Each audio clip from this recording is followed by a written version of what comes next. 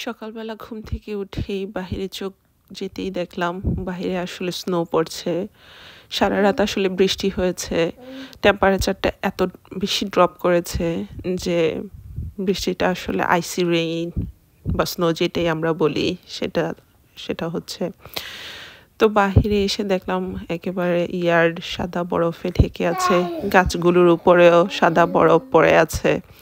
আজ এপ্রিলের 4 তারিখ। এপ্রিলে আসলে এত বেশি ঠান্ডা, মানে কি আর বলার। তো এই স্নোটাতে আসলে অনেক বেশি ক্ষতি হবে যেহেতু গাছপালাতে অলরেডি ফুলের কলি, তারপর ছোট ছোট পাতা গজাচ্ছিল। তো বৃষ্টি যতক্ষণ ছিল ততক্ষণ ভালোই ছিল, যেহেতু টেম্পারেচারটা অনেক বেশি ড্রপ করেছে সেহেতু বরফ পড়ছে, তো এগুলি আসলে ফুলের কলিগুলি নষ্ট করে দিবে। আসসালামু আলাইকুম, আশা করি আপনারা সবাই আল্লাহর রহমতে ভালো আছেন। আমিও আলহামদুলিল্লাহ আমার পরিবারের সাথে আমার বাবাকে নিয়ে ভালো আছি। তো আজ আমাদের 25 রমজান। বাহিরে পরিবেশটা দেখে মনটা আসলে অনেক বেশি খারাপ হয়ে গিয়েছে। আর এই তো সকাল সকালে আমার বাবা ঘুম থেকে উঠে মিষ্টি করে হাসছে আর খেলা করছে এখানে শুয়ে। তো গতকাল রাতে তো কাপড় আসলে ড্রায়ারে দিয়েছিলাম।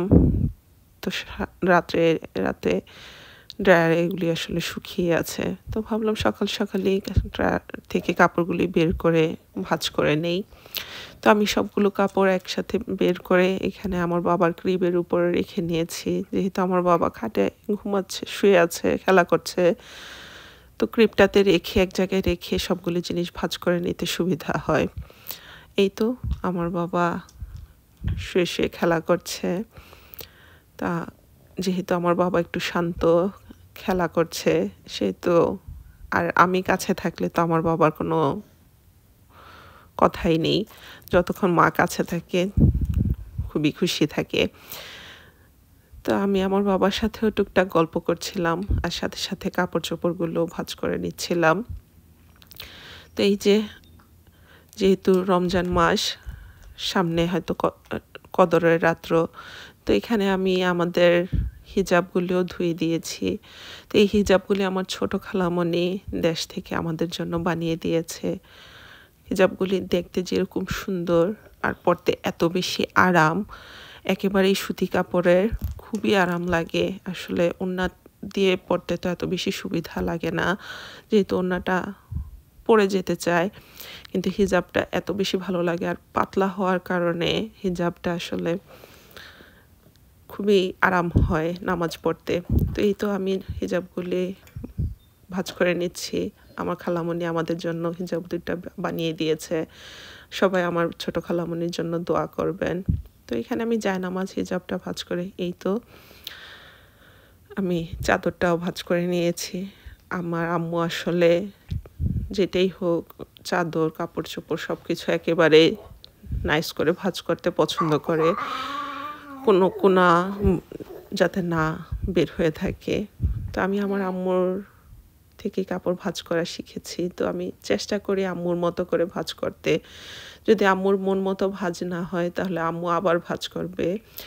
তো সেটাতে তো আসলে কষ্ট বেশি। আমি একবার ভাঁজ করলাম, আম্মু আবার ভাঁজ করবে।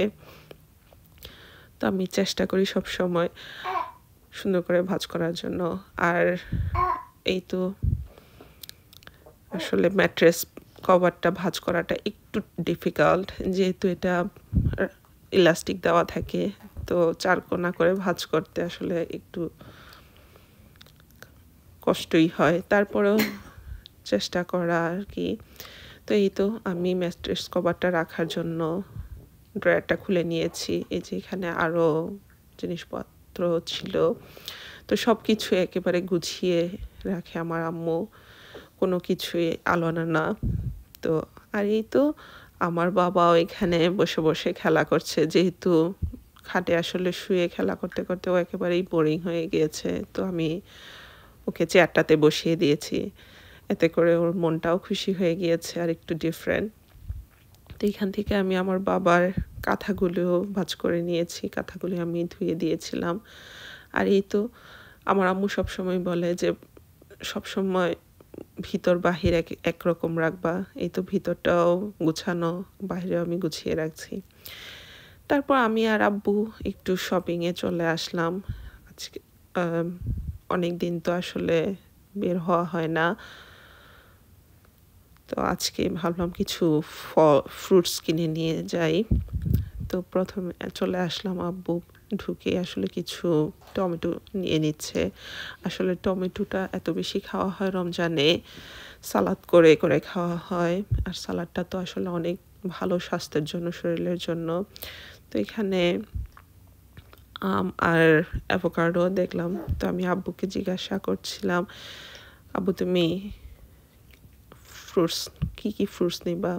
তো আব্বু যখন ফ্রুটস নিচ্ছিল আমি একটু ঘুরে দেখছিলাম যে আমার নিজের কোনো পছন্দ ফ্রুটস আছে কিনা। এখানে পেঁপেগুলি এত বড় বড় ছিল, আর আনারস আসলে যখনই আমাদের বাসায় নেওয়া হয় বা কেউ আনে সবসময় আমাদের বাসায় আসলে আনারসটা নষ্ট হয়। আনারসটা আমাদের বাসায় এত বেশি কেউই পছন্দ করে না। তো যাই হোক, এখানে আমি ঘুরে ঘুরে দেখছিলাম, তো পেয়ার্সগুলি দেখে এত বেশি ভালো লাগছিল।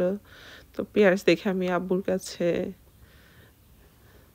যে বলছিলাম যে আব্বু পেয়ার্সও নেব আজকে। তো আমি ঘুরে ফিরে এসে দেখি এই তো আব্বু আম নিয়ে নিচ্ছে। আসলে ইফতার করার পরে আমের ভর্তা খেতে আসলে অনেক বেশি ভালো লাগে। তো আব্বু কলাও নিয়ে নিচ্ছে, যদিও কলাটা আমার মানে সবসময় কিছুটা অর্ধেকটা খাওয়া হয়, অর্ধেকটা নষ্ট হয়। তো এই তো যেহেতু আমি আব্বুকে বলছি আমি পিয়ার্স নেব, তো আব্বু এখান থেকে পিয়ার্সও নিয়ে নিচ্ছে। ম্যাগে এই জিনিসটা দেখতে আসলে তরমুজের মতো হলেও এটা আসলে স্কোয়াশ। তো আব্বু ক্যান্টালুপও নিয়ে নিচ্ছে একটা, যা যা ফল দরকার হয় সব কিছুই। তো এখানে দেখলাম ছোট ছোট আম, কাঁচা আম, আসলে আমের ছোট গুটির যেটা, তা এত ভালো লাগছিল দেখে। তো আব্বু এখানে কমলা কিনছিল। আব্বু যখন কমলা নিচ্ছিল আমি আসলে ঘুরে ঘুরে দেখছিলাম। তো দেখতে দেখতে দেখলাম এখানে আসলে একটা নারিকেল গাছ ওরা এত সুন্দর করে সাজিয়ে, এই তো নিচে নারিকেলগুলো স্ট্র দিয়ে দিয়ে রেখেছে। দেখতে এত বেশি ভালো লাগছিল। আসলে এত সুন্দর করে সেট আপ করে রাখলে কার না ভালো লাগে, দেখতেই আসলে মনটা ভালো হয়ে যায়। এই তো নারিকেল গাছের নিচে সুন্দর করে নারকেলগুলো ছিলে ছিলে রেডি করে রেখেছে। তো ফল কেনার পরেই তো আব্বু সবজি কিনে নিচ্ছে। আসলে যেহেতু রমজান মাসে বেগুনটা বেশি খাওয়া হয়, বেগুনি করে, তো এখানে আব্বু বেগুন নিয়ে নিচ্ছে। তো আব্বু বেগুন কিনছে, আর আমি এখানে দেখছিলাম যে আসলে সবজি আসলে কেটে কেটে বিক্রি করে। মানুষের জীবন আসলে কত বেশি সহজ হয়ে গিয়েছে। তো এখানে এই শিমটা আসলে দেখতে আমাদের দেশীয় শিমের মতো হলেও খেতে আসলে কিন্তু একেবারেই ভালো না। তো ঘুরতে ঘুরতে দেখলাম আসলে পেঁয়াজ কুচি করে আসলে বিক্রি করছে। তো রসুন ছিলে মানে জীবন কত সহজ, কত তাড়াতাড়ি করার জন্য। তো আব্বু সবজি কিনছিল আর আমি ঘুরে ঘুরে দেখছিলাম। তো তারপরে নিলাম দুধ। তো আমরা 2% দুধটা খাই। আমি আসলে হোল মিল্ক খেতে পছন্দ করি না, অথবা দুধের স্বর যেটাকে আমরা বলি। তো শপিং শেষ করে বাসায় চলে আসলাম। বাসায় আসার পর এই তো আমার বাবা আসলে আমাদেরকে দেখে এত বেশি খুশি হয়ে গিয়েছে। তো এখানে আব্বু আসলে আমার বাবার সাথে কিছুক্ষণ খেলা করছিল বিকালবেলা। তো আমি আমার বাবাকে আর আব্বুকে রেকর্ড করলাম। তো আমার বাবা যখন আমার আব্বুর সাথে খেলা করছিল, আমি আর আম্মু নিচে ইফতার বানাতে চলে এসেছি। ভাই ইফতারের আগে আগে আম্মু ইফতার যখন রেডি করছিল আমার বাবা আসলে ঘুমিয়ে পড়েছে। তো আমার বাবা যখন ঘুমিয়ে পড়েছে আমরা তাড়াতাড়ি ইফতারটা করে, যেহেতু আমার বাবা উপরে আমরা নিচে ইফতার করে তাড়াতাড়ি চলে এসেছি। তো আস্তে আস্তে আমার বাবাও ঘুম থেকে উঠে গিয়েছে। উঠে যখন আমাদেরকে দেখেছে এত সুন্দর করে হাসছিল। তো মাশাআল্লাহ, আজ এই পর্যন্তই। দেখা হবে আগামী ব্লগে ইনশাআল্লাহ। আল্লাহ আপনাদের সবাইকে ভালো রাখুন। আপনারা আমাদের জন্য দোয়া করবেন, আমার বাবার জন্য দোয়া করবেন। আল্লাহ যাতে আমার বাবাকে নেক হায়াত দান করে। আমিন। আল্লাহ হাফেজ।